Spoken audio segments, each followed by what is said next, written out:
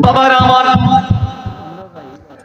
রাহমাতুল লিল আলামিন নবীর কদমে আল্লাহ যেই মহার্ষি কিতাব পাঠিয়ে আমাকে আপনাকে চলার জন্য বলেছেন, সেই কিতাবের নাম কোরআন। ওই কিতাবের মধ্যে আমার আল্লাহ ডাক দিয়ে বলে, হাবিব আপনি আপনার নূরানি জবান দিয়ে বলে দিন, কুল ইয়া রাসূলুল্লাহ, ও নবী, ও রাহমাতুল লিল আলামিন, ও মদিনা ওয়ালা, এ আমার হাবিব আপনি বলুন, লা আসআলুকুম আলাইহি আজরান। ও রাসূল আপনি তাদের কাছ থেকে কোনো বিনিময় চান না।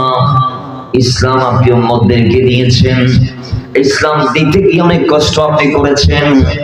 ইয়া রাসূলুল্লাহ, উম্মতদেরকে ইসলাম দিতে গিয়ে আপনি কেমন কষ্ট করেছেন আমরা যদি ঈমানের চোখ দিয়ে একটু দৃষ্টিপাত করি তাহলে আমরা দেখব রাহমাতুল লিল আলামিন আমাদেরকে ইসলাম দিতে গিয়ে দিনের পর দিন নয়, সপ্তাহের পর সপ্তাহ নয়, মাসের পর মাস নয়, যুগের পর যুগ নয়, পুরো আমার নবীর ইসলাম পরবর্তী 40 থেকে 63 পুরো জিন্দেগির প্রত্যেকটা সেকেন্ডে আল্লাহর নবী উম্মতকে ইসলাম রিপ্রেজেন্ট করতে গিয়ে কষ্টসাধ্য মেহনত করেছে। জোরে বলেন সুবহানাল্লাহ। অনেক কষ্ট নবী করেছে। কেমন করেছে? কয় আল্লাহর হাবিব রাহমাতুল লিল আলামিন আরবের অলিতে গলিতে ঘুরে ঘুরে মানুষদেরকে দাওয়াত দিতে লাগলেন। আবু জাহালের কাছে গেলেন, হে আমার চাচা, পড়ো লা ইলাহা ইল্লাল্লাহ মুহাম্মাদুর রাসূলুল্লাহ, আল্লাহ ছাড়া কোনো আল্লাহ নাই, সাক্ষ্য প্রদান করো। আবু জাহাল ডাক দিয়ে কয়, আমরা তো এতদিন ধরে অনেক খোদার পূজা করে আসছি, অর্চনা করে আসছি, দাবিদারি করে আসছি, আর তুমি বলছো আল্লাহ একজন, সেই আল্লাহর পক্ষে আমাদেরকে ডাকছো, কোনো প্রুফ আছে কি? রাসূল বলে, অবশ্যই আছে। তো প্রুফ দেখাও, প্রমাণ দেখাও। আল্লাহর নবী রাহমাতুল লিল আলামিন একটার পর একটা প্রমাণ দেখালেন, একটার পর একটা প্রমাণ দেখালেন। হাজারটা প্রমাণ দেখানোর পরও আবু জাহাল ইসলামে আসে নাই। রাসূল বারবার তার দ্বারস্থ হতেন। ওয়ালিদ ইবনে মুগীরা বলেন, আল্লাহর হাবিব রাহমাতুল লিল আলামিন প্রত্যেকটা আরবের অলিতে গলিতে ঘুরে ঘুরে একজন ছোট ব্যক্তি থেকে শুরু করে আলা পর্যায়ে যারা আছে প্রত্যেকের দ্বারস্থ হয়ে হয়ে প্রত্যেককে কালমার দাওয়াত সকাল বিকাল সন্ধ্যায় দিতেন। রাসূলুল্লাহ যখন বারবার যাইতো, এক সময় আরবের মানুষরা এই কথা বলেছে যে, মুহাম্মদ তুমি কি পাগল?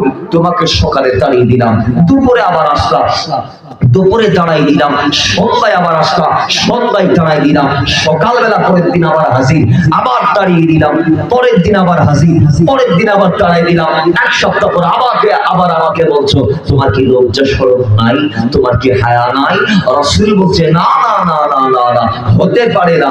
নবীর দায়িত্ব হচ্ছে আল্লাহর কালাম উম্মতের মাঝে পৌঁছানো, হক কথা মানুষদের মাঝে রিপ্রেজেন্ট করা। তো আল্লাহ আমাকে নবী বানিয়েছে। নবীকে ওই নবী তাকে বলে যিনি আল্লাহ ঐশিক বাণী দিন মানুষের কাছে প্রচার করে। জুড়ে বলেন সুবহানাল্লাহ।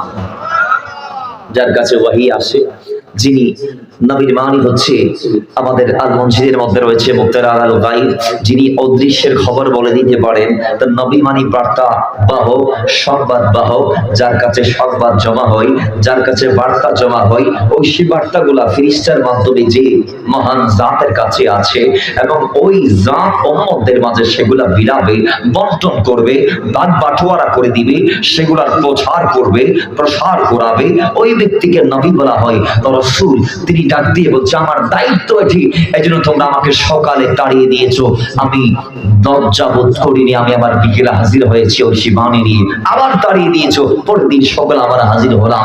কই এইভাবে হাজার অপমান তোমরা আমাকে করেছো। রাসূল আল্লাহর পক্ষ থেকে সান্ত্বনা পাচ্ছেন। আল্লাহ বলে, লা আসআলুকুম আলাইহি আজরা, ধৈর্য ধরুন, আপনি সহ্য করুন, আমি আল্লাহ বুঝি অজরত বিনিময় হিসেবে কিছু চাইবেন না। ইয়া রাসূলুল্লাহ আপনি কেমন কষ্ট করলেন, প্রশ্ন করলে ঈমান উত্তর দিচ্ছে। আল্লাহর নবী তায়েফের ময়দানে গিয়েছে, পাথর খেয়েছে, রক্ত ঝরেছে। আল্লাহর নবী রাহমাতুল লিল আলামিন খানে কাবার উঠারে নামাজে দাঁড়িয়েছে।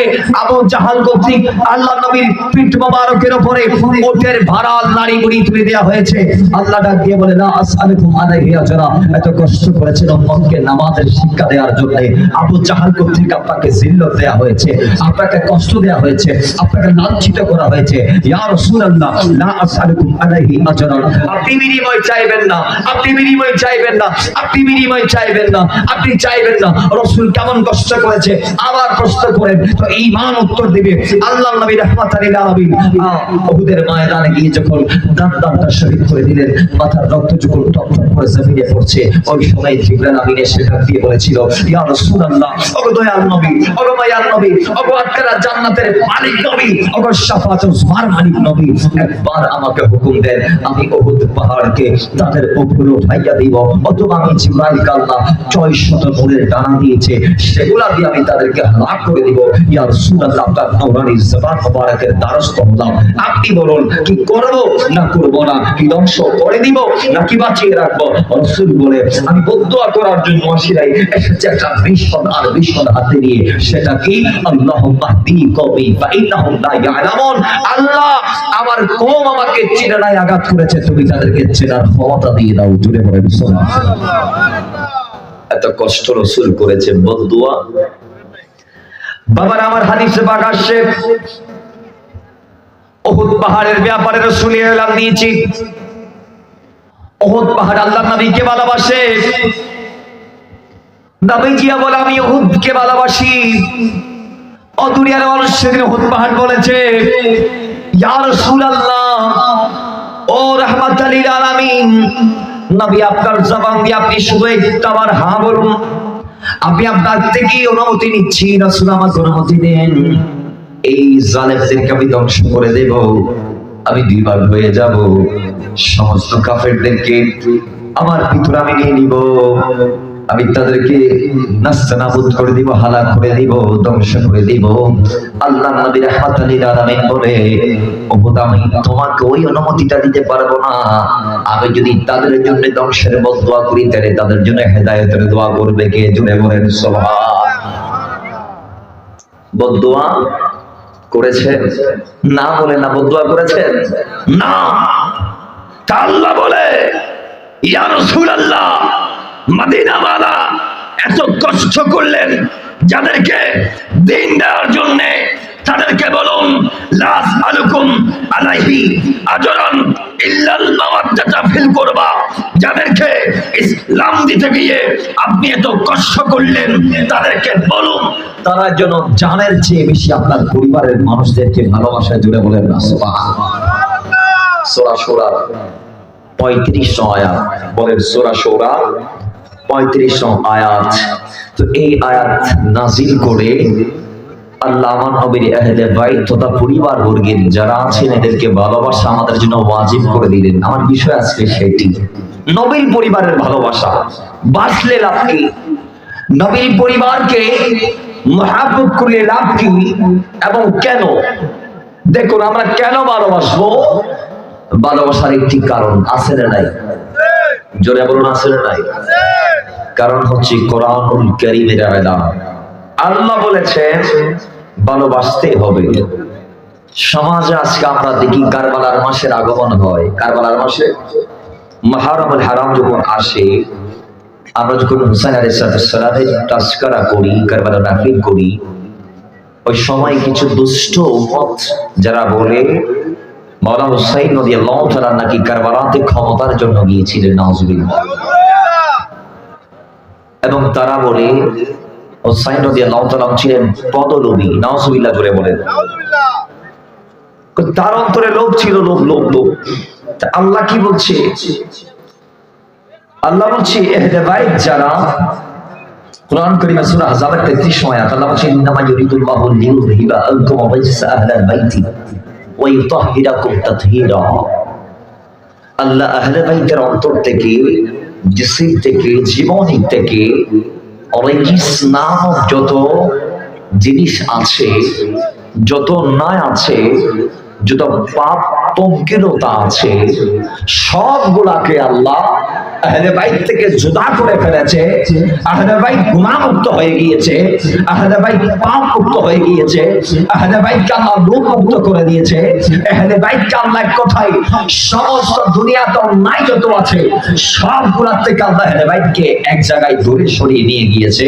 আল্লাহ বলে নিউহিবা আদকুম ওয়াইজাস, তাদের থেকে রিজিককে আমি আল্লাহ বের করে ফেলেছি। জোরে বলেন সুবহানাল্লাহ। তারা বলে শেয়ারের জন্য গেছে। আচ্ছা দুনিয়াবি কোফার শেয়ার দামে না জান্নাতের চেয়ার দামে? আওয়াজ দিবেন কিসের শেয়ার দামে? আচ্ছা দুনিয়াতে আমি একটা মেসেজ দিচ্ছি, এলাম আপনারা বুঝবেন। হাদিসে পাকে নবী এলান দিয়েছেন, গোটা দুনিয়া বিক্রি করলে জান্নাতের একটা ইটের সমান হবে না। গোটা দুনিয়া বিক্রি করলে জান্নাতের একটি কি ইট। কয়টি ইট বলেন? কয়টি? বাবারা আমার, দুনিয়ার মসনদের কথা বাদ দিলাম,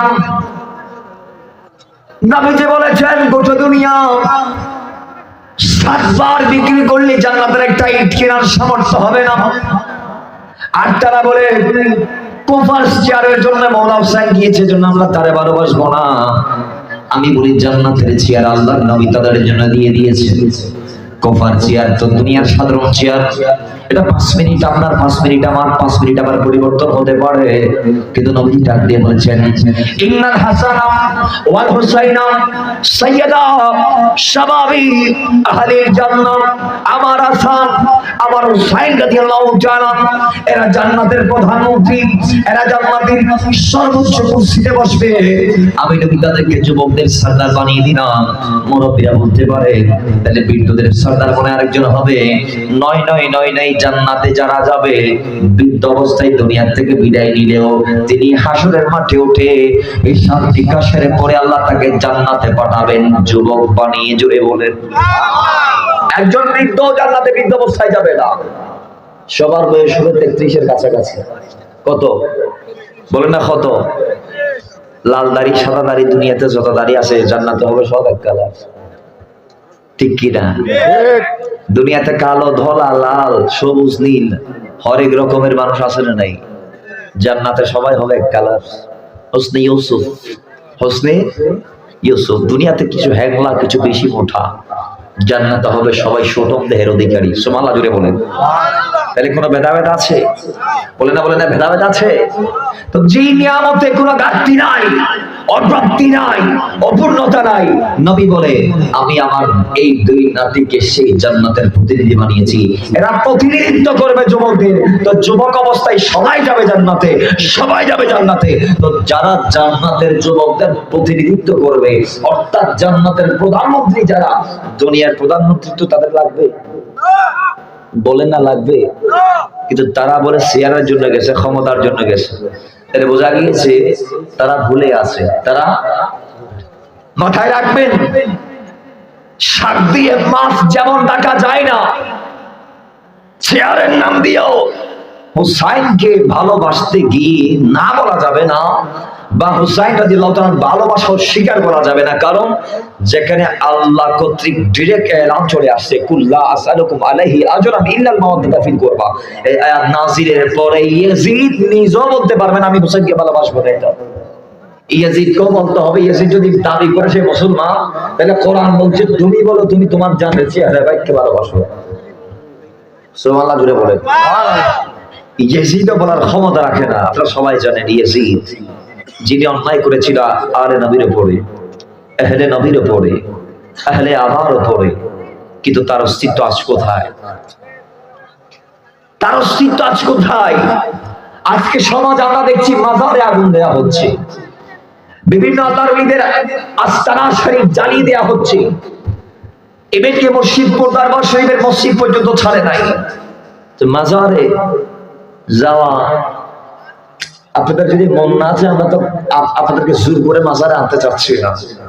আপনার মন না আছে আপনি না আসেন, তাই বলে আপনি দুনিয়াবি হালকা ফায়দা পেয়েছেন, আজকে আপনার কথা অনেক বড় হয়ে গিয়েছে, আপনার ধমনী চলছে, আপনার বাহুর শক্তি বেড়ে গিয়েছে পট পরিবর্তনের পরে বিদায় আপনি আল্লাহর ওলিদের মাজারে গিয়ে গিয়ে আগুন দিচ্ছেন। নাউজুবিল্লাহি মিন যালিক।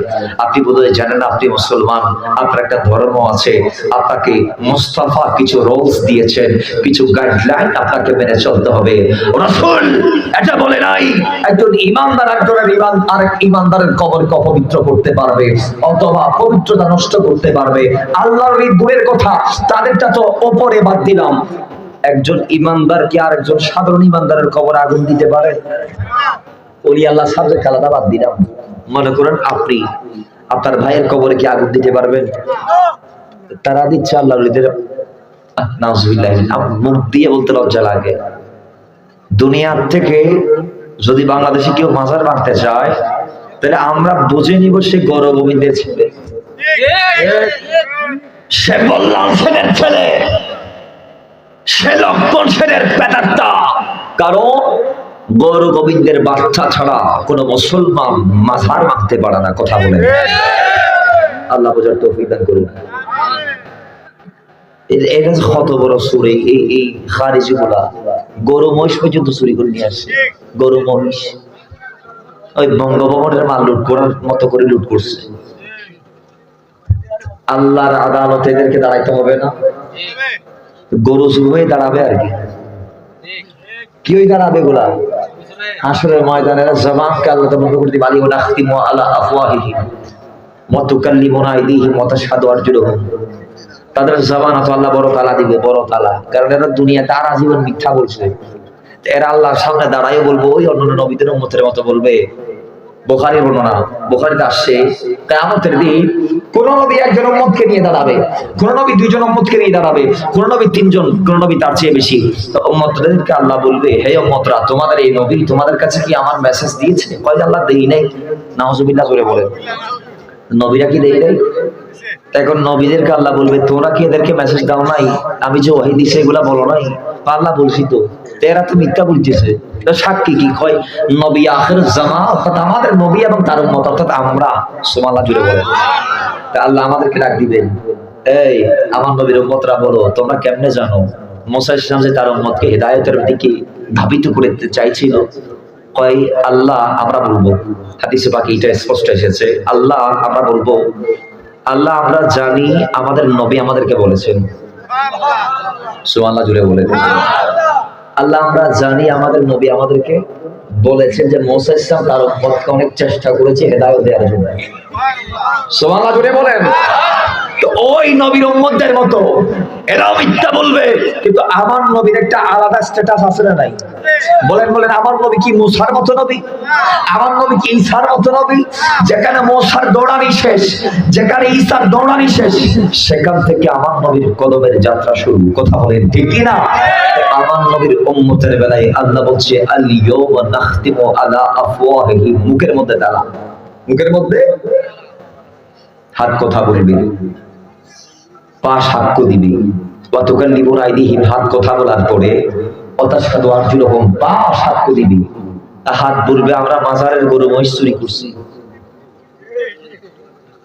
আর আজকের এই মাহফিলে যারা এসেছেন বসেছেন, কদম মেরে মেরে অগ্রসর হয়েছেন, আপনাদের কদম বলবে আল্লাহ টঙ্গী তোলা দরবার শরীফে, টঙ্গী টিলা দরবার শরীফে আমরা গিয়েছিলাম তোমার মাহবুব নবীর স্মরণ করতে, দুজন জগৎ শ্রেষ্ঠ আল্লাহর ওলির তাসকারায় পড়তে। জুড়ে বলেন সুবহানাল্লাহ।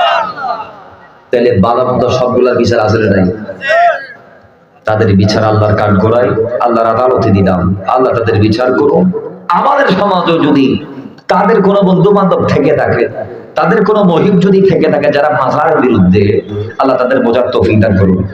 একটা মেসেজ একটাই নেবেন, সেটা কি? এদেশে ইসলাম এই মাজার ওয়ালাদের হাত ধরে এসেছে। এদেশে ইসলাম এই মাজার ওয়ালাদের হাত ধরে এসেছে বিদায় আমরা তাদেরকে মানি, জানি, বিশ্বাস করি, ভালোবাসি, ভক্তি শ্রদ্ধা রাখি। আল্লাহ এই ধারাবাহিকতা, এই সিলসিলা অব্যাহত রাখুন। আমিন পড়েন। মুহাব্বতে দরুদ পাক পড়ে আল্লাহুম্মা সাল্লি মাওলানা মুহাম্মদ ওয়া আলা আলি সাইয়্যিদিনা। বাবার আমার, আল্লাহ বলছে এই দুনিয়ার মানুষ আহলে বাইত কি ভালোবাসতে হবে, বাঁচতে হবে। হাসান হোসেনের বিরুদ্ধে যাওয়া যাবে না, হাসান হোসেনকে ভালোবাসতে হবে। আমি আল্লাহর আইন, আমি আল্লাহর নির্দেশ, আমি তোমাদেরকে ডিরেক্ট নির্দেশ দিয়ে দিলাম। আয়াতটা যখন নাজিল হয়েছে, নাজিল হওয়ার পর আব্দুল্লাহ ইবনে আব্বাস রাদিয়াল্লাহু তাআলা আমার নবীর চাচা ভাই আমার নবীর কদমে গেলেন। যাওয়ার পর ডাক দিয়ে বলে, ইয়া রাসূলুল্লাহ, ও মদিনাওয়ালা, আপনার কদমে আমাদের আরজি, আমার আরজি আমি জানতে চাই। ইয়া রাসূলুল্লাহ, আল্লাহ বলেছেন ও নবী, আপনার পরিবারকে ভালোবাসতে হবে, মহব্বত করতে হবে। ও রাসূলে, আপনার পরিবারের ভিতর কে কে আছে, কাকে কাকে ভালোবাসা ওয়াজিব আমি জানতে চাই, কারণ আমিও আপনার চাচার ছেলে, আপনার চাচাতো ভাই। জুড়ে বলেন সুবহানাল্লাহ। রাসূল, আমিও তো আপনার ভাই। তা আল্লাহ যে আপনার পরিবারকে ভালোবাসতে বলছেন, কে কে আছে আপনার পরিবারের ভিতরে, আহলে বাইতের ভিতরে আমি জানতে চাই। তো নবী ডাক দিয়ে বলছেন, ক্বালা আলী ওয়া ফাতিমা ওয়া ওয়ালাদাহুমা, কই আমার আহলে বাইতের ভিতরে যারা যারা আছে তাদের ভিতরে অন্যতম হচ্ছে হযরতে মা ফাতিমা রাদিয়াল্লাহু তাআলা আনহা, এরপরে মাওলানা আলী রাদিয়াল্লাহু তাআলা আনহু কারামাল্লাহু তাআলা ওয়াজহু, এরপরে মাওলানা হাসান, এরপরে মাওলানা হুসাইন রাদিয়াল্লাহু তাআলা আনহুমা। জুড়ে বলেন না সুবহানাল্লাহ। নবীজি বলে, এই চারজন আমার আহলে বাইত, এই চারজন বলেন এই চারজন আমার আহলে বাইত, এদেরকে ভালোবাসা উম্মতের জন্য ওয়াজিব। কিন্তু আহলে বাইত কারা? এর ব্যাখ্যায় জমহুর উলামাদের মতামত এক ধরনের, আর কিছু আলেম ওলামাদের মতামত আরেক ধরনের, আর কিছু আলেম ওলামাগণ আরেক দিকে হেঁটেছেন। কেউ কেউ বলেছেন ওই ইন্নামা ইউরিদুল্লাহু যে আয়াত আছে, যেটাকে আয়াতে মুবাহালা বলা হয়, এই আয়াতে মুবাহালা নাজিল হয়েছে আল্লাহর নবীর স্ত্রীদের শানে। সুবহানাল্লাহ, জুড়ে বলেন। তো সেহেতু আহলে বাইত মানে নবীর স্ত্রীগণ, নবীজির স্ত্রীগণ। কেউ কেউ বলছেন না, আল্লাহর নবী রাহমাতাল লিল আলামিন একদিন একটা চাদর গায়ে দিলেন, নবীজি ডাক দিলেন, আমার পরিবারের কে কে আছো, আসো আমার দিকে। আলী আসলো, নবী চাদরে টেনে নিলেন। ফাতেমা আসলো, নবী চাদরে টেনে নিলেন। হাসান এসেছে, নবী চাদরের ভিতরে ঢুকিয়েছে। হোসাইন এসেছে, নবী চাদরের ভিতরে ঢুকিয়ে দিয়েছে। এরপরে নবীজির স্ত্রী হযরতে আল্লাহ নবীর স্ত্রী সালমা রাদিয়াল্লাহু তাআলা, তিনি যখন কদম দিতে চাইলেন, প্রবেশ করতে চাইলেন চাদরের ভিতর, নবী বলেন, না না, তুমি ভিতরে আসার ক্ষমতা রাখো না, এমনিতে আল্লাহ তোমাদেরকে আমি নবীর স্ত্রী হওয়ার সুবাদে অনেক মাকামাত দিয়েছে, এটাই কাফি তোমাদের জন্য। কারণ এই চারজন হচ্ছে আমি নবীর আহলে বাইত, আলী, ফাতেমা, হাসান, হুসাইন। জোরে বলেন সুবহানাল্লাহ। এবং নবীজি তাদের নিয়ে এবার হাত উঠাই ওই আয়াত নাজিল করলেন, আয়াত পাঠ করলেন, যে আয়াতটা একটু আগে নাজিল হয়েছে। তো তার মানে এখান থেকে বোঝা গিয়েছে, জমহুর উলামাদের মতামত সহ অনেকে বলেছেন, সর্বোপরি আহলে বাইতের ভিতরে নবীর পরিবারের অন্তর্গত আলী, ফাতেমা, হাসান, হুসাইন, নবীর স্ত্রীগণ সহ হযরত হামজা, আব্বাস রাদিয়াল্লাহু তাআলা সহ আরো অনেকে রয়েছেন। সুবহানাল্লাহ, জুড়ে বলেন। তাহলে যাই হোক, সর্বোপরি এদেরকে ভালোবাসা আমাদের জন্য ফরজ, এদেরকে ভালোবাসা আমাদের জন্য ফরজ। এবার আসুন, ভালোবাসতে লাভ কি? নবীজি আমাদেরকে কি বলেছেন এই ব্যাপারে?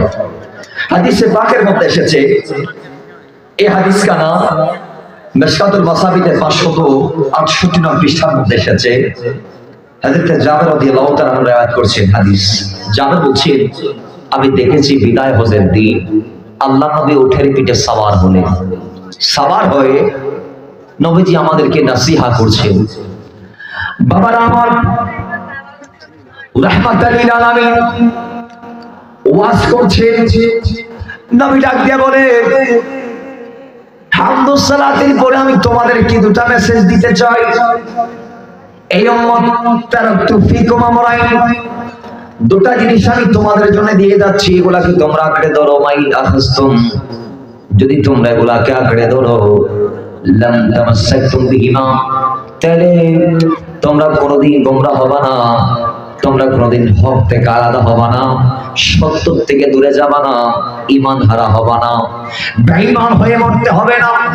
ইয়া রাসূলুল্লাহ, সেগুলা কি?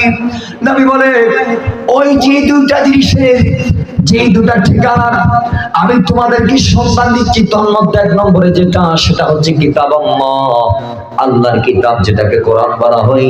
আর দুই নম্বরে যেটা আছে সেটা হচ্ছে যে ওয়া ইতারাতি আহলে বাইতি, আমি নবীর আহলে বাইত। জোরে বলেন সুবহানাল্লাহ। তাহলে এক নম্বর আল্লাহর কিতাব, দুই নম্বরে নবীর পরিবার। নবী বলে এই দুইটা জিনিসকে তোমরা আঁকড়ে ধরো, তোমরা হালাক হবা না, গোমরা হবা না। এই দুটা জিনিস যদি তোমরা আঁকড়ে ধরতে পারো, দুটা জিনিসই তোমাদের ঈমানকে হেফাজত করবে, প্রোটেক্ট করবে। জোরে বলেন সুবহানাল্লাহ। তাহলে এদেরকে ভালোবাসার দরকার আছে না? মাথায় রাখবেন, কোরআন মানে থিওরিক্যাল, যেখানে থিওরি বর্ণিত হয়েছে, আর আহলে বাইত মানে প্র্যাকটিক্যাল কোরআন, যেখানে কোরআনের বাস্তব রূপ আপনি দেখবেন যাদের জীবনীতে, তারাই হচ্ছে আমার নবীর পরিবার। সুবহানাল্লাহ। জোরে বলেন, আরো জোরে বলেন। এছাড়াও আরো কত চমৎকার হাদিস দেখেন। এই হাদিস কেন আসছে? এই হাদিসের রাবি হচ্ছে হযরত ইমাম আহমদ ইবনে হাম্বল রাদিয়াল্লাহু তাআলা। হাদিসটা এসেছে মুসনাদে ইমাম আহমদ ইবনে হাম্বলের মধ্যে। ইমাম আহমদ ইবনে হাম্বল রাদিয়াল্লাহু তাআলা বর্ণনা করছেন হাদিস কানা।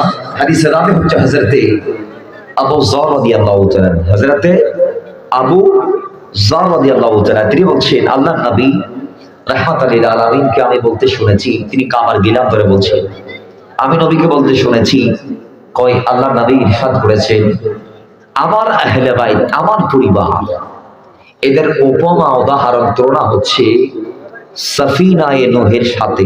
সুবহানাল্লাহ। জোরে বলুন। নূহ ইসলামকে সবাই চিনি, কিস্তি যে একটা বানিয়েছিল, নবী বলে আমার পরিবারের তুলনা হচ্ছে ওই কিস্তি নূহ এর মতো। কিভাবে? কই ওই কিস্তি যারা ধরেছে, কিস্তি তাদেরকে পার করিয়ে দিয়েছে, ওই কিস্তির উপর যারা উঠেছে, আরোহণ করেছে, তারা পার পেয়েছে। সুতরাং আমি নবী বলছি, যারা দুনিয়াতে আমার আহলে বাইতকে ধরে থাকবে, আহলে বাইতের দয়া ও তার মতে চলবে, ওয়াত্তাবি সাবিলা মান আনাবা ইলাইয়া, যারা এদের পথের উপর থাকবে, আমি নবী বলছি, মান রাকিবাহা নাজা ওয়া মান তাখাল্লাফা আনহা আহলাকা। কই যারা এই আহলে বাইতকে আঁকড়ে ধরবে, তারা নাজাত পেয়ে যাবে, তারা পার পেয়ে যাবে। আর যারা আহলে বাইতের দামান ধরবে না, আহলে বাইতের ধার ধারবে না, আহলে বাইতের দ্বারস্থ হবে না, আহলে বাইতের মুহিব হবে না, তাদেরকে ভালোবাসবে না, অনুসরণ করবে না, তারা ধ্বংস হবে। জোরে বলেন নাউজুবিল্লাহ। আরেকটা চমৎকার হাদিস আমরা বলি আহলে বাইতের ব্যাপারে। এই হাদিস কেন বাবা আসছে? আল্লাহ নবী রাহমাতুল লিল আলামিন এর সাহাবী হযরতে আব্দুল্লাহ ইবনে আব্বাস রাদিয়াল্লাহু বর্ণনা করছেন হাদিস কেন। হাদিসে এসেছে আশরাফুল মুহাম্মাদের 92 পৃষ্ঠার মধ্যে, আল্লামা ইউসুফ নাবহানির লিখিত কিতাব। বাবার আমার আল্লাহ নবী রাহমাতুল লিল আলামিন বলছে, সাহাবীরা শোনো শোনো, ওয়ালা ওয়ান্না রাজুলান সাইদা বাইনা রুকনি ওয়াল মাকামি ফাসাল্লামা সামা সুম্মা মাতা ওয়া হুয়া মুবিদুন লিআহলি বাইতি মুহাম্মদ সাল্লাল্লাহু আলাইহি ওয়াসাল্লাম দাখালান নার।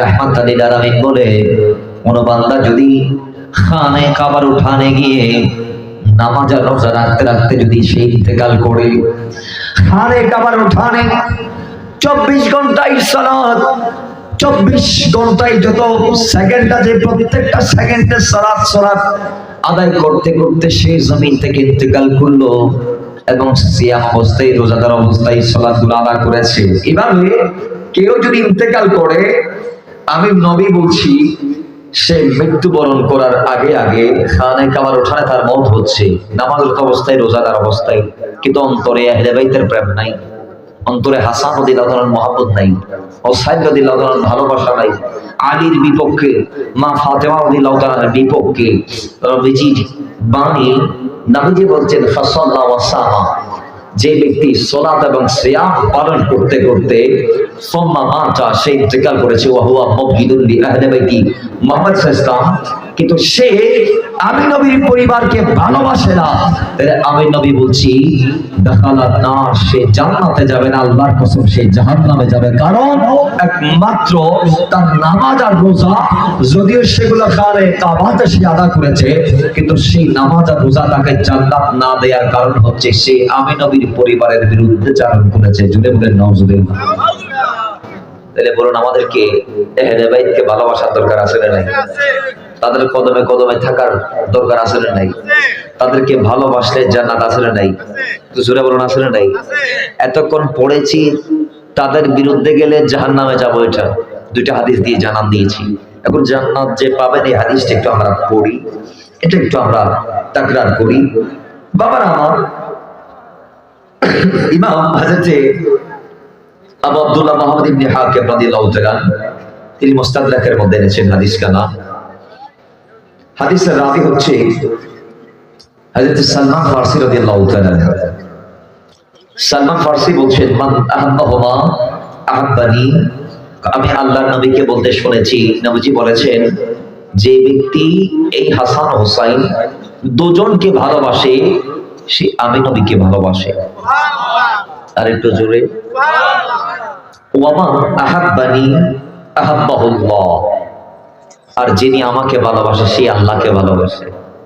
ওয়ামান আহাব্বাহুল্লাহ আদখালাহুল জান্নাহ, আর যিনি আল্লাহকে ভালোবাসে আল্লাহ তাকে জান্নাত দিবেন। সুবহানাল্লাহ।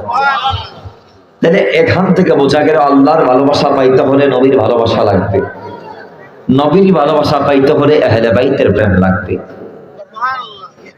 কারণ নবী বলে যে আহলে বাইতের সে আমার, যে আমার সে আল্লাহর, যে আল্লাহর জান্নাত তার হয়ে যাবে। পক্ষান্তর নবী বলে ওমান আবগাদানি আবগাদাহুমা আবগাদানি, যে ব্যক্তি আহলে বাইতকে ভালোবাসে না, হাসান হোসেনকে ঘৃণা করে বিদ্বেষ পোষণ করে তাদের প্রতি, সেই ব্যক্তি আমি নবীর প্রতি বিদ্বেষ লালন করে। আর ওমান আবগাদানি আবগাদাহুল্লাহ, যিনি আমি নবীর বিরুদ্ধে সে আল্লাহর বিরুদ্ধে। ওমান আবগাদাহুল্লাহ আদখালাহুন নার, যে ব্যক্তি আল্লাহর বিরুদ্ধে তার জন্য জাহান্নাম অপেক্ষা করছে, কারণ যিনি আল্লাহর বিরুদ্ধে যাবে জাহান্নাম তার জন্য হাদিয়া। কথা বলেন ঠিক কি না? যিনি আল্লাহর বিরুদ্ধে সে জান্নাত পাবে না, সম্ভব? বলে না সম্ভব। এজন্য আহলে বাইতের দামাত যদি আমরা ধরতে পারি আমরা জান্নাতকে কনফার্ম করতে পারবো। নবীর পরিবারকে বাদ দিয়ে নবীর ভালোবাসার পূর্ণতা পাওয়া যাবে না, নেওয়া যাবে না। নবী বলে হ্যাঁ আমি নবী বলছি যতক্ষণ পর্যন্ত তুমি তোমার নিজের জানের চেয়ে আমি নবীকে, তোমার নিজ সন্তান চেয়ে আমি নবীর সন্তানকে, তোমার পরিবারের চেয়ে বেশি আমি নবীর পরিবারকে ভালোবাসবে না, আমি নবী বলছি তুমি ততক্ষণ ইমানদার হতে পারবে না। তাহলে এই হাদিসে প্রমাণ দিচ্ছে ইমানদার যদি আপনি দাবি করেন কিংবা ইমানদার যদি আপনি হতে চান, তাহলে আপনার ইমানের পরিশুদ্ধতা পূর্ণাঙ্গতা লাভ করতে পারবেন আপনি আপনার জান মাল সবের চেয়ে, পরিবারের চেয়ে। আমার নবীর পরিবারকে ও নবীকে যতক্ষণ বেশি ভালোবাসতে পারবেন তো তারপরে আপনি পূর্ণাঙ্গ ইমানদার হতে পারবেন। যদি না পারেন তাহলে মাওলা ওমরকে রাসূল ছাড় দেয় নাই। মাওলা ওমর ডাক দিয়ে বলেছে ইয়া রাসূলুল্লাহ, আমার জানের পরে আমি আপনাকে সবচেয়ে বেশি ভালোবাসি। নবী বলে ইমানের পূর্ণতা এখনো হয়নি। তো ওমর তো ইশারায় বুঝে ফেলেছে, তিনি বলে রাসূল আমি বুঝে ফেলেছি, আমি ওমরের কাছে জানের চেয়ে আপনি নবীর মূল্য বেশি। সিদ্দিক আকবর আল্লাহর নামের কসম করে বলেছেন কয় আমার কাছে আমার পরিবারের চেয়ে নবীর পরিবার বেশি দামি। সুবহানাল্লাহ জুড়ে বলেন। মাওলা ওমর কেমন ভাবে দেখেছেন তাদেরকে, কয় একটা যুদ্ধের পরে মাওলা হাসান রাদিয়াল্লাহু তাআলা এসে দাবি করেছে যে আমিরুল মুমিনিন আমাদের প্রাপ্য আমাদেরকে বুঝিয়ে দিন। নবীজি সাহাবী হযরত ওমর হাসানকে তার প্রাপ্য দিয়ে দিলেন গনিমতের সম্পদ থেকে। হাসান এসে হাত বাড়ালেন, তাকে তারটা দিলেন। নিঃসন্তান এসে হাত বাড়িয়ে দিয়েছেন, তাকে তাদের অর্ধেক দিলেন। সুবহানাল্লাহ জুড়ে বলেন। নিজের সন্তানকে আব্দুল্লাহ ইবনে ওমর আর ওই দুইজন আলীও ছেলে মাওলানা হাসান হোসেন রাদিয়াল্লাহু তাআলা। দেখুন আব্দুল্লাহ ইবনে ওমর বলছে বাবা আপনি তো প্রধানমন্ত্রী, আমি আপনার ছেলে, আমি শাহজাদা, আমি শাহজাদা।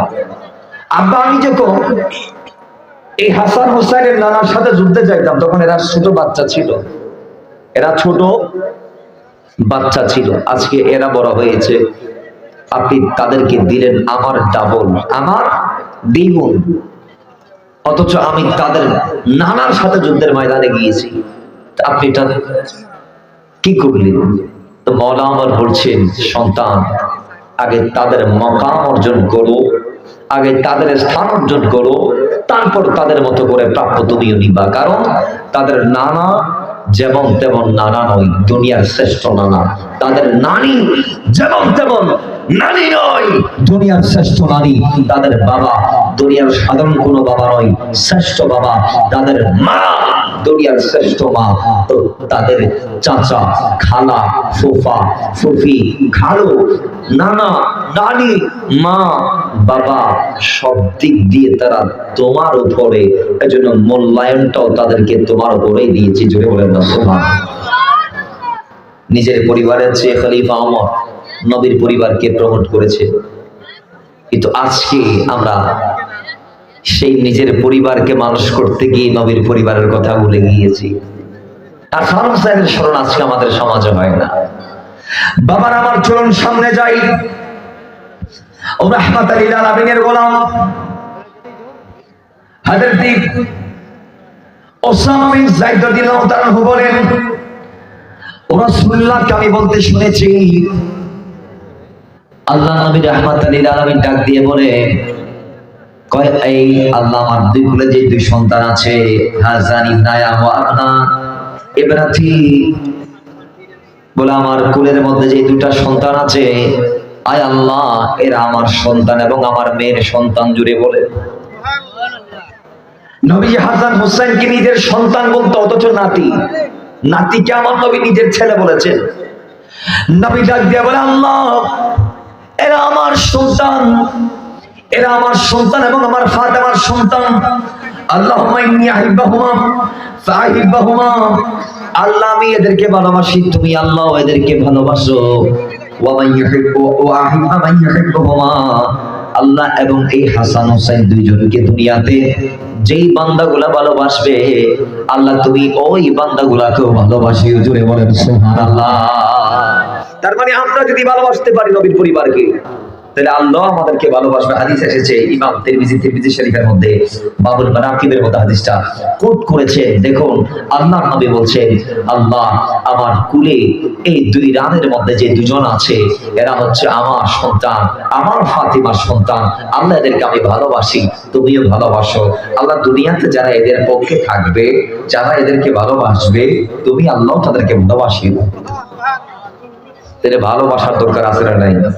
তো আসতে বলেন আসলে নেই, আছে। লাভ কি? আর একটু ব্যাখ্যা। রাসূল বলছে,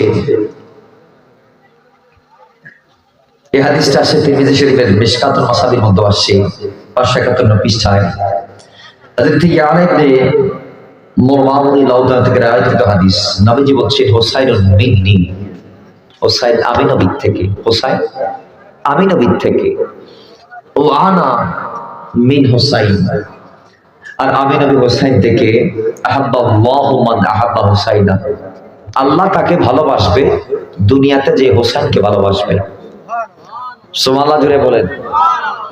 তাহলে আমরা যদি আমার নবীর পরিবারের অন্তর্ভুক্ত অন্যতম যিনি মওলানা হুসাইন রাদিয়াল্লাহু তাআলা, তাকে যদি আমরা ভালোটা বাসতে পারি, নবী বলছেন আল্লাহ তোমাদেরকে ভালোবাসবে, এটার বিনিময় স্বরূপ। সুবহানাল্লাহ জুড়ে বলেন।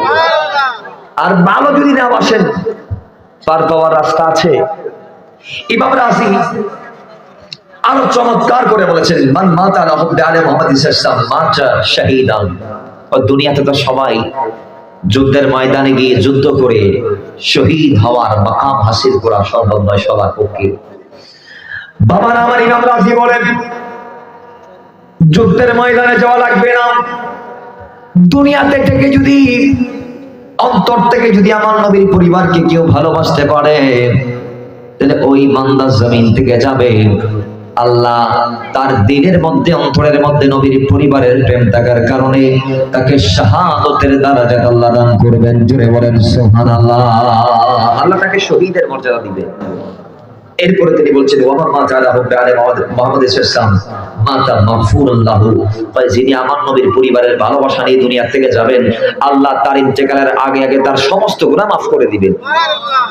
তাহলে গুনাহ যদি মাফ করাইতে চান, মাসুম যদি হয়ে যাইতে চান, তাহলে আপনাকে নবীর পরিবারের পক্ষে থাকতে হবে, তাদেরকে ভালোবাসতে হবে। সুবহানাল্লাহ জুড়ে বলেন।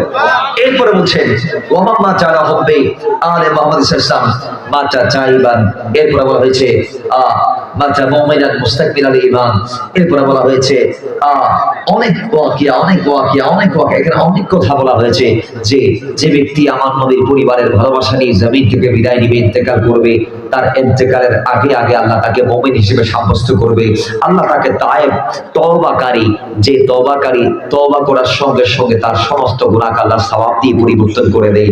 ঈমানদার নবীর গোলাম যদি ইন্তেকালের আগে আমার নবীর পরিবারকে ভালোবেসে ইন্তেকালটা করতে পারে, তাহলে আল্লাহ তার সমস্ত গুনাহ মাফ করে দিবেন, গুনাহকে সওয়াব দিয়ে পরিবর্তন করে দিবেন। লাভ আছে না নাই? আমরা জানি কারবালার মাঠ থেকে ইমাম হুসাইন রাদিয়াল্লাহু তাআলা পাকের শেরে পাক নিয়ে যাচ্ছিল বর্ষার আঘাতে করে। একজন খ্রিস্টান পাদ্রী তার সমস্ত অর্থ করি, যত জমিনে তার ইনকাম রোজগারের টাকা ছিল, সব দিয়ে এক রাতের জন্য মাথা মোবারক কিনে নিছে। কয়েক রাত আমি মাথা রাখতে চাই, তোমরা তো এসিদের কাছে নিয়ে যাচ্ছ। হ্যাঁ, আমি চাই এক রাত আমার কাছে মাথাটা দিয়ে দাও, আমি সকালবেলা তোমাদেরকে মাথা উপহার দিয়ে দিব। আমার বিনিময় দিতে হবে। কয় টাকা লাগবে? এত। আমার কাছে এত তো নয়, আমার সারা জীবনের অর্থ করি সব মিলিয়ে এত গ্রাম আমি জমা করেছি, সব দিয়ে দাও, বিনিময় স্বরূপ তোমাকে আমরা মাথা দিতে পারি এক রাতের জন্য। তিনি না বলে নাই, দ্বিধাদ্বন্দ্বে লিপ্ত হয় নাই, এক বাক্য বলে দিয়েছে আমি রাজি, আমার জীবনের সমস্ত অর্জন দিয়ে আমি নবীর পরিবারের মাথা এক রাতের জন্য নিতে চাই। জুড়ে বলেন না।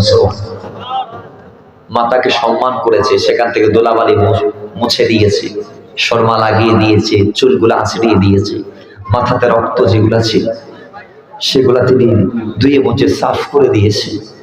বিনিময় স্বরূপ নবীর পরিবারকে সম্মান করার কারণে ওয়াল্লাহি রাতের বেলা নবী এসে তাকে ইমানি দৌলত দান করেছে। আমার নবী এসে তাকে কি দিয়েছে? ইমানি দৌলত দান করেছে, ইমানি দৌলত দান করেছে। আমি আপনাকে কথা বলি, এটা মাহফিল, আপনারা আমাদের জন্য সম্মানিত পারসন, আপনারা আমাদের খেদমতের জন্য এসে মিসগাইড তো করতে পারবেন না। আল্লাহ বোঝার তৌফিক দান করুন, আমিন বলেন, আরো জোরে বলেন।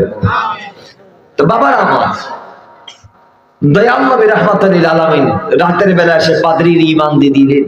কি দিয়ে দিলেন? ঈমান দিয়ে দিলেন। বাবারা, এখান থেকে বোঝা গিয়েছে নবীর পরিবারকে যদি কোনো বিধর্মীয় ভালোবাসে, সে ইন্তেকালের আগে আগে মুমিন হয়ে যাবে। সুবহানাল্লাহ জুড়ে বলেন। সে কি হয়ে যাবে? ঈমানদার হয়ে যাবে। তাকে আল্লাহ ঈমানদার অবস্থায় দুনিয়া থেকে নিবে, বেঈমান হিসেবে নিবে না।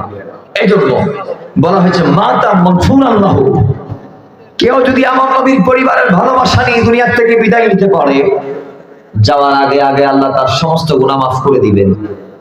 সুবহানাল্লাহ জুড়ে বলেন। তাহলে আমরা সেই নবীর পরিবারকে ভালোবাসতে চাই কি চাই না? জবান খুলে চাই কি চাই না? এবার আমি আরেকটা আপনাদেরকে তুলনা দিয়ে আজকের এই মাহফিল থেকে আমরা সবাই একদিকের দিকে যাব। একটা হাদিস আমি বলি, নবীজি রাহমাতুল লিল আলামিন, এই মেসেজটা হবে নবী পরিবারকে কেমন ভালোবেসেছে, সন্তানকে কেমন ভালোবেসেছে, আসমানে কারিমানকে কেমন ভালোবেসেছে, উম্মত আমরা যারা আছি আমাদেরকে কেমন ভালোবেসেছে। এই মেসেজটা ওয়াকিয়াটা দিয়ে আমরা শেষের দিকে যাব। হুজুর কি বলেন? ঠিক আছে ইনশাআল্লাহ। আসুন, আল্লাহ নবী রাহমাতুল লিল আলামিন একদিন ডানকুলের মধ্যে নিলেন হযরতে হুসাইন ইবনে আলী রাদিয়াল্লাহু তাআলা কে, বাম কুলের মধ্যে নিলেন নিজের বেটা হুজুর ইব্রাহিম ইবনে রাসূল ওনাকে। তার মানে এক কুলে নবী দুজন সন্তান নিলেন, ডান দিকে নাতি, বাম দিকে নিজের সন্তান। একদিকে ইব্রাহিম ইবনে রাসূল মানে আমার নবীর সন্তান যিনি ইব্রাহিম ছিলেন তিনি, আরেক দিক দিয়ে হুসাইন ইবনে আলী আমার নবীর নামাসা, আমার নবীর নাতি আলীর সন্তান, ফাতিমার সন্তান হুজুর মাওলা হুসাইন রাদিয়াল্লাহু তাআলা কে দুজনকে আল্লাহ নবী নিলেন। একটা নাতি একটা সন্তান। একবার নবী হুসাইনের গালে চুমা দেয়, আরেকবার নবী হযরত ইব্রাহিম রাদিয়াল্লাহু তাআলার গাল মোবারকের মধ্যে চুমা দেয়। নবী দুজনকে চুমা দিচ্ছেন, আদর করছেন। অমনি টাইমে আল্লাহ বলে, জিবরাইল যাও, আমার নবীর কদমে যাও, নবীকে গিয়ে বলো দুজন থেকে আমি কোন একজনকে তলব করেছি। বাবার আমার জিবরাইল আসলো, ডাক দিয়ে বলে, ইয়া রাসূলুল্লাহ, ও নবী, আল্লাহ এই দুজন থেকে একজনকে তলব করেছে, একজন নাতি আর একজন সন্তান। কাকে রাখবেন, কাকে দিয়ে দিবেন আল্লাহর জন্য? আল্লাহ দুজন থেকে একজনকে নিয়ে যাবে। রাসূলুল্লাহ আপনাকে ইখতিয়ার দিয়েছে, আপনি যাকে চান রেখে দিতে পারবেন, যাকে চান দিয়ে দিতে পারবেন। আল্লাহ আপনাকে সিদ্ধান্ত নেওয়ার ক্ষমতা দিয়েছে, কাকে রাখবেন, কাকে দিয়ে দিবেন। রাহমাতাল লিল আলামিন আবার চিন্তার মধ্যে পড়ে গেলেন। মুহূর্তে নিমিষেই সমস্ত আনন্দ মাটি হয়ে গেল। রাসূল ভাবছেন, হোসাইনকে যদি দিয়ে দেই, আমার আলী কষ্ট পাবো, ফাতেমা কষ্ট পাবে, আমি নবী কষ্ট পাবো। আর আমার সন্তানটাকে যদি দিয়ে দেই, সবচেয়ে বেশি কষ্ট আমি রাসূল পাবো আলী ফাতেমার চেয়ে। আমি নিজের কষ্টটা পছন্দ করলাম, আমি আমার হুসাইনকে দিতে পারবো না। আমি আমার হুসাইনের পরিবর্তে নিজের সন্তানটাকে আমি আল্লাহর জন্য দিয়ে দিলাম। জিবরাইল আমার আল্লাহকে গিয়ে বলো, হুসাইনকে রেখে দিলাম, আমি আমার সন্তানটাকে আল্লাহর জন্য দিয়ে দিলাম। জোরে বলেন সুবহানাল্লাহ। সন্তানকে দিয়ে দিলাম, আল্লাহকে গিয়ে বলো। বাবারা গেলেন, জিবরাইল আল্লাহকে বললেন। 3 দিনের মাথায় নবীর সন্তান হযরত ইব্রাহিম ইবনে রাসূলুল্লাহ তিনি জমিন থেকে বিদায় নিলেন। ইন্না লিল্লাহি ওয়া ইন্না ইলাইহি রাজিউন। নবী নিজের হাতে কবর খনন করলেন, তাকে কবরে রাখলেন, মাটি দিলেন, তার দাফন কাফন, গোসল, জানাজা সব করলেন। তাকে শেষ বিদায় দিয়ে নবী আবার আসলেন হুজরায়। এরপরে থেকে যখনই আমার নবীর নূরানী কদম মোবারকে মাওলা হুজুর হুসাইন রাদিয়াল্লাহু তাআলার আগমন হতো, তখন বলতো, হুসাইন আমি নবী তোমাকে কত ভালোবাসি জানো, কতটুকু মহব্বত আমি তুমি হুসাইনকে করি জানো। কই আমি নবী তোমাকে এতটুকু ভালোবাসি যে আমি সেদিন চাইলে আমি আমার সন্তানকে রাখতে পারতাম, তোমাকে দিয়ে দিতে পারতাম, কিন্তু আমি তোমাকে দেই নাই, আমি তোমাকে রেখে দিয়েছি। বিনিময়ে তোমার জন্য আমি আমার সন্তানটাকে আল্লাহর রাস্তায় কোরবানি দিয়ে দিয়েছি। তুমি বলেন সুবহানাল্লাহ। সন্তানকে দিয়েছি, তোমাকে দেই নাই। এবার সেই হুসাইনকে সেদিন কেন দেন নাই, কেন দেন নাই, কেন দেন নাই? হাজারটা প্রশ্ন করলেও ইমাম উত্তর দিবেন কি? হুসাইনকে নবী সেদিন উম্মতের জন্য রেখে দিয়েছিলেন। যেই নবী হাত উঠাইতে হয় না, ফ্যান উঠালে কিবলা পরিবর্তন হয়ে যায়। আসমানের দিকে তাকাইলে কিবলা পরিবর্তন হয়ে যায়। মুখে বলা লাগে না, আল্লাহ কিবলাটা পরিবর্তন করো, বলা লাগে না। মাথা উঠিয়ে বারবার দেখছেন আসমানের দিকে। আসমানি ডাক কখন আসবে, আল্লাহ কখন বলবে কিবলা পরিবর্তন করেন। তখন আল্লাহ বলে, হাবিব আমি বুঝতে পেরেছি আপনি চাচ্ছেন আমার নির্দেশের দিকে, আমিও নির্দেশ দিলাম আপনার মন যেদিক চায় আপনি সেদিক ফিরে যান। আপনি কিবলা পরিবর্তন করতে চাচ্ছেন, আপনি আকসাকে বাদ দিয়ে কাবাকে কিবলা বানাতে চাচ্ছেন, তো হাবিব ওকে, আমি আল্লাহ এগ্রি, আমি রাজি। আপনার মন যেদিক চায় আপনি সেদিক ফিরেন। যদি বলেন না সুবহানাল্লাহ। হাত উঠাইতে হয়েছে, হয় নাই। সেই নবী হুসাইনের জমিনে আওয়ারের পর থেকে তো অনেকবার তার সুসংবাদ দিয়েছে শাহাদাতের জিবরাইল আমিন এসে কয়, ইয়া রাসূলুল্লাহ, জন্মের পরে যখন আল্লাহর নবীর চাচী আম্মা হযরত উম্মে ফজল বিনতে হারিস রাদিয়াল্লাহু তাআলা আনহা তিনি এসে যখন নবীজির কোলে নাতিকে দিলেন, নবী কোলে নিয়ে আদর করলেন, চুমালেন, এরপরে চোখের পানি ছেড়ে দিলেন। চাচী আম্মা বলে, ইয়া রাসূলুল্লাহ, আমি কি বেয়াদবি করেছি আপনি চোখের পানি ছাড়ি কাঁদতেছেন? কয়, না মাজান, এই জন্য কাঁদছি না। কেন কাঁদছে? কয়, আম্মা আমি কাঁদছি এই মুহূর্তে জিবরাইল এসে আমারে বলছে আমার এই নাতিকে আমার উম্মতরা শহীদ করে দিবে। তাহলে বাবারা আমার, সেদিন একবার নয়, এরপরে বারংবার একদিন আরেকদিন রাসূল হুসাইনকে কুলে নিয়ে আদর করছে। মেঘ বৃষ্টির দায়িত্বে নিয়োজিত মিকাইল ফেরেশতা এসে কয়, ইয়া রাসূলুল্লাহ, হুসাইনের জন্য মনে হয় বড় মায়া আপনার অন্তরে আছে। কয়, হ্যাঁ। ইয়া রাসূলুল্লাহ, আল্লাহ তো বলেছে তাকে শহীদ করবে। ওকে, আপনার উম্মতরা কারবালায়। আপনি যদি চান আমি মাটি এনে দিতে পারি। তিনি মাটি এনে দিয়েছেন। আল্লাহ নবী হযরত উম্মে সালমা রাদিয়াল্লাহু তাআলা হেফাজতে সেগুলা রেখেছেন। কারণ আছে, হয় আল্লাহ নবীর স্ত্রীদের ভিতর হোসাইনের শাহাদাতের সময় উম্মে সালমা ছাড়া কেউ দুনিয়াতে থাকবে না। জোরে বলেন না সুবহানাল্লাহ। সবাই ইন্তেকাল হয়ে যাবে, সবাই ইন্তেকাল করবে, এই জন্য তাকে দিয়েছেন। তো বারংবার এসেছে। তো নবী একটা বারের জন্য বলে নাই আল্লাহ ইয়াজিদের তরবারি থেকে হোসাইনের মাথাকে তুমি হেফাজত করো, ইয়াজিদের হাত থেকে তুমি হোসাইনকে বাঁচাও, ইয়াজিদের হাত থেকে হোসাইনকে বাঁচাও। একটা বারের জন্য নবী নিজের পরিবারের অন্যতম সদস্য হোসাইন পাকের জন্য এই দোয়াটা করে নাই, বরং প্রত্যেকবার এই একই দোয়া করেছেন। কি দোয়া? ওই নবী বারবার বলেছে, আল্লাহ যে মুহূর্তে ময়দানে কারবালায় আমার নওয়াজা হোসাইন জীবনটা কুরবান করবে, আল্লাহ ওই সময়ে তুমি আমার নাতিকে ধৈর্য ধরার তৌফিক দান করো। জুড়ে বলেন সুবহানাল্লাহ। আল্লাহ তুমি তাকে সাহায্য করো, ধৈর্য ধরার তৌফিক দান করো, বারংবার বলেছে। তার মানে নবী বলছে আমিও চাই আমার নাতি কারবালায় যা, জীবন দেখ। এজন্য আসে বলছি নবী কে নওয়াজে হুসैन बिन हैदर लड़के बन गवारा निभाने चले हैं सुए करे बला को